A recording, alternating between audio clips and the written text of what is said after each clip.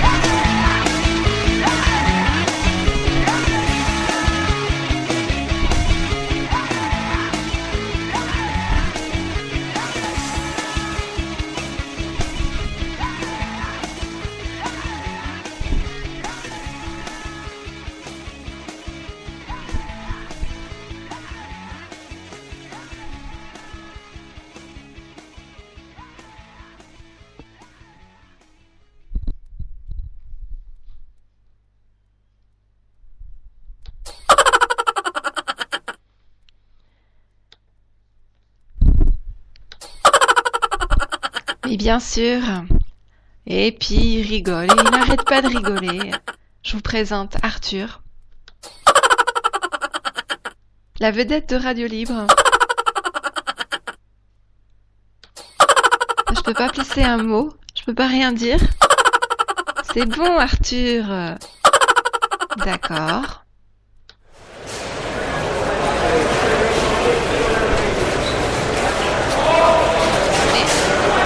Qu'est-ce que tu fais, Arthur, là, avec plein de monde, là? On est sur Radio Libre en direct. Et reviens ici. Où est-ce que tu vas? D'accord. Et maintenant, tu fais des bulles. Non, mais c'est pas bien de mettre la tête sous l'eau. Arthur, mais qu'est-ce que tu fais? Mais reviens. Oh, il y a trop de bruit. Reste sur Radio Libre. Bien sûr, reviens. Bon, je vous présente Arthur, la vedette de Radio Libre. Et puis, qu'est-ce que nous allons faire? Arthur, tu es là? Regarde, je te présente plein de chimpanzés. Voilà, t'auras des amis. D'accord. Donc, notre incroyable Arthur sur Radio Libre. Donc, je vais vous raconter quelques fables et poésies. Le lion et le rat.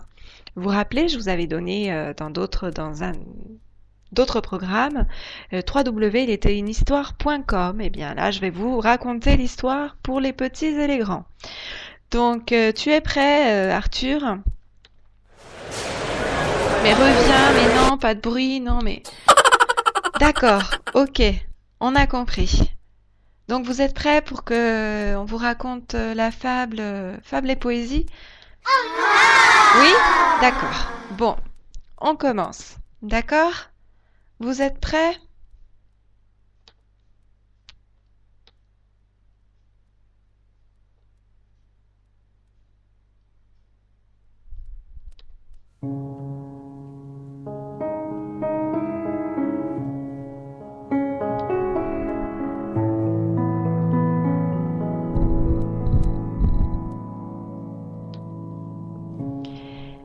Donc c'est le lion et le rat. Il faut autant qu'on peut obliger tout le monde. On a souvent besoin d'un plus petit que soi.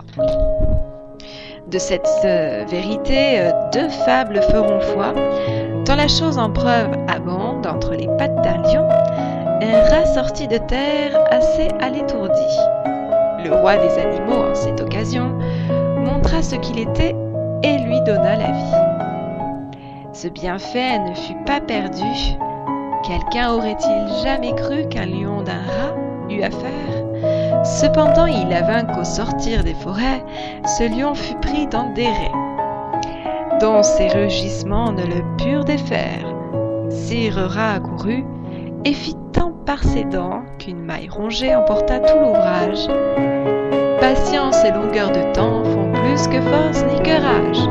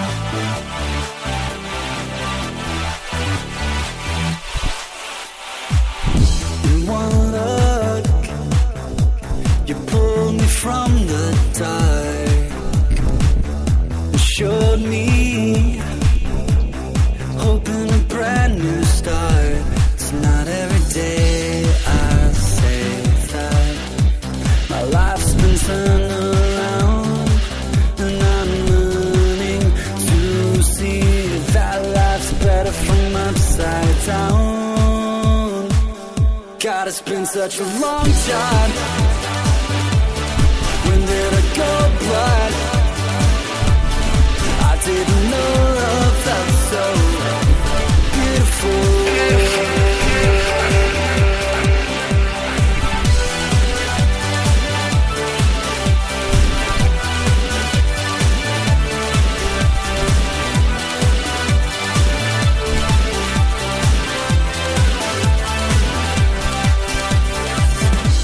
Colors now look so bright in the cold air, in the dead of night.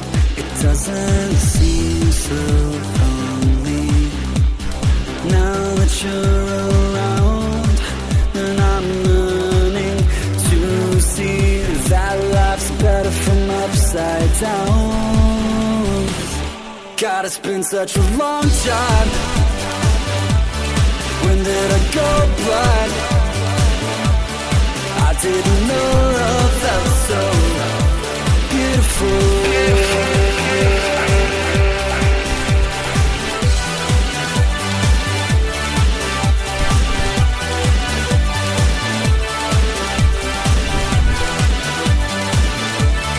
I didn't know love felt so beautiful.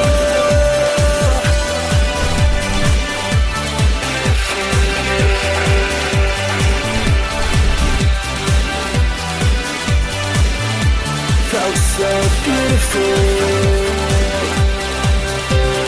Don't wanna know how.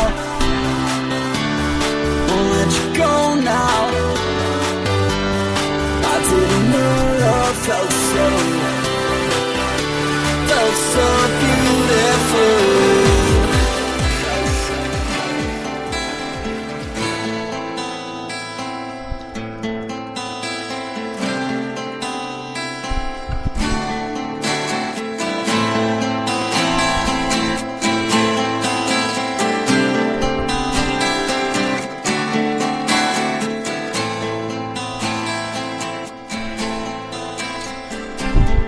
Donc avant que notre émission s'achève, pour aujourd'hui, en mars, vous savez que Paris devient la capitale de l'art, avec de nombreux salons d'art.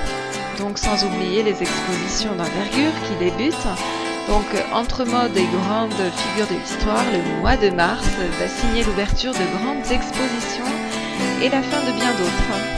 Donc des histoires de ne rien manquer, on vous a regroupé le meilleur de l'actu arty parisienne, donc les événements incontournables de mars 2015. Vous avez le Drawing Now Paris au carreau du Temple. Donc le salon vous invite à découvrir les artistes représentés par 80 galeries sélectionnées par un comité indépendant et pourquoi pas acheter un dessin contemporain, ceci pouvant se monnayer de 200 € à plus de 15 000 selon l'artiste. Donc c'est du 25 au 29 mars 2015.